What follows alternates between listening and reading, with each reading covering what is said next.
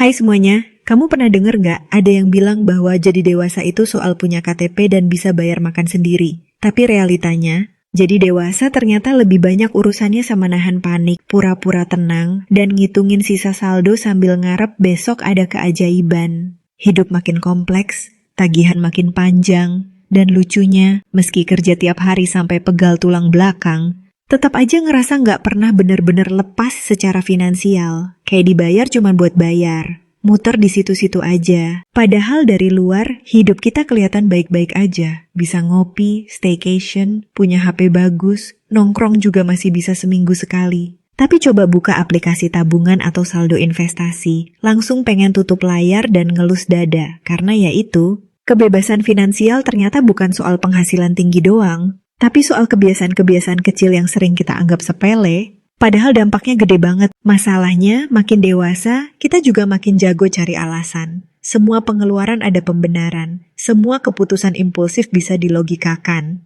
Kita jadi hebat merasionalisasi pemborosan, tapi lemah saat harus konsisten ngatur. Dan disitulah jebakan-jebakan halus itu muncul. Yang bikin kita terus-terusan sibuk cari duit, tapi nggak pernah merasa cukup. Bekerja keras, iya, tapi tetap merasa miskin di tengah segala upaya. Salah satu kebiasaan yang paling sering kejadian adalah pengeluaran kecil yang dikira nggak ngaruh.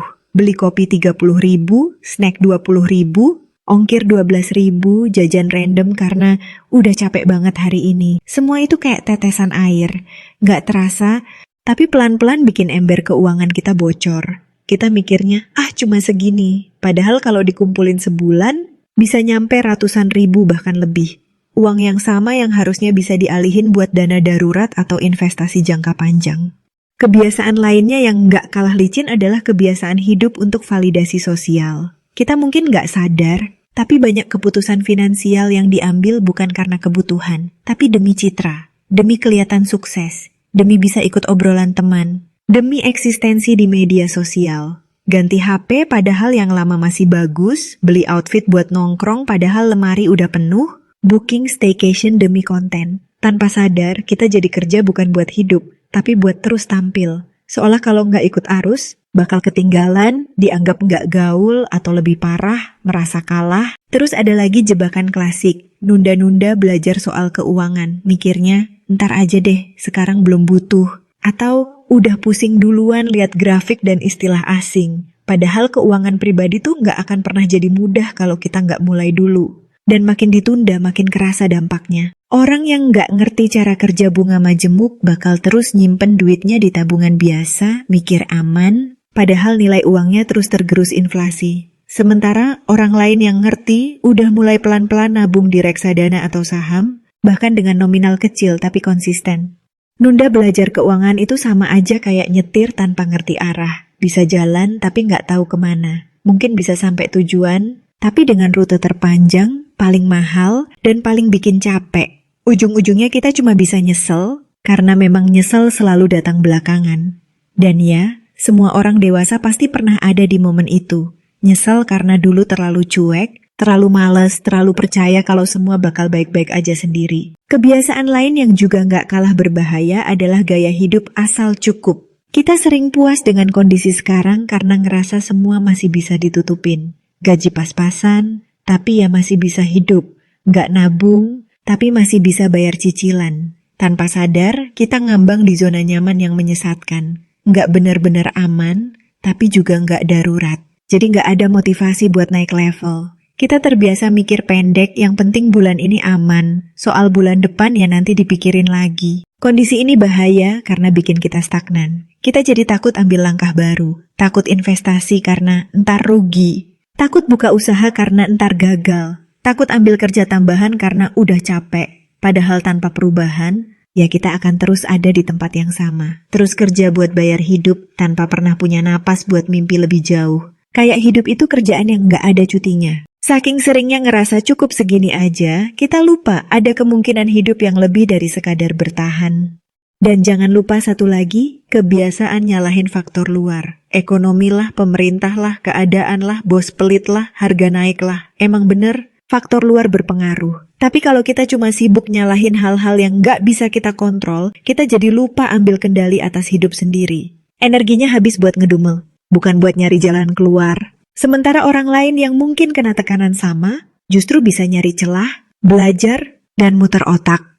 Ngomongin soal muter otak, sekarang itu sebenarnya udah banyak banget alat bantu finansial yang bisa dipakai. Dari aplikasi budgeting, e-wallet yang bisa disetting limit harian, sampai fitur-fitur bank digital yang bisa auto nabung setiap bulan. Bahkan sekarang ada platform yang bisa bantu kamu nyusun plan keuangan atau bahkan bikin simulasi investasi sesuai tujuanmu. Tapi lagi-lagi, semua itu percuma kalau mentalnya masih mental asal jalan.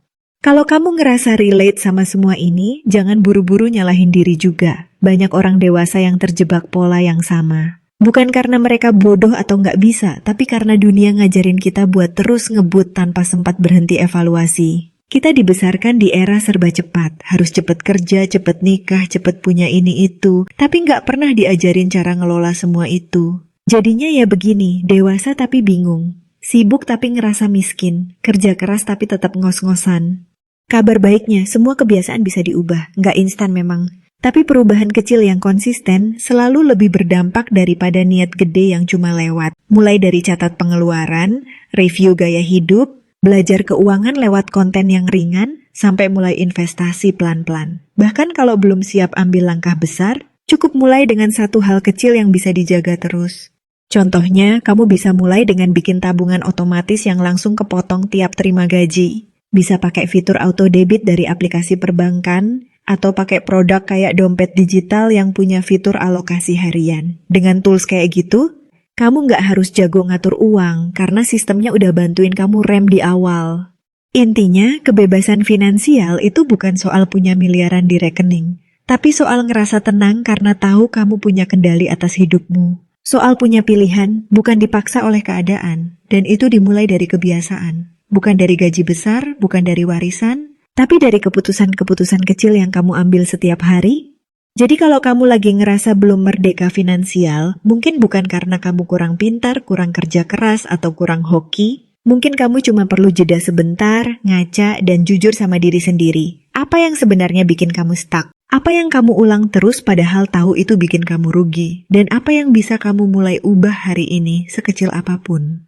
Karena pada akhirnya, hidup ini bukan soal siapa yang paling kaya paling cepat, tapi siapa yang bisa hidup dengan tenang, tanpa dihantui rasa takut setiap akhir bulan. Dan kebebasan itu bukan sesuatu yang datang tiba-tiba, tapi dibangun dari pilihan-pilihan sadar yang kamu ambil hari demi hari. Hari ini mungkin kamu belum sampai sana, tapi kamu bisa mulai jalan ke arah situ. Dan itu lebih dari cukup. Semoga video kali ini bermanfaat. See you di next video.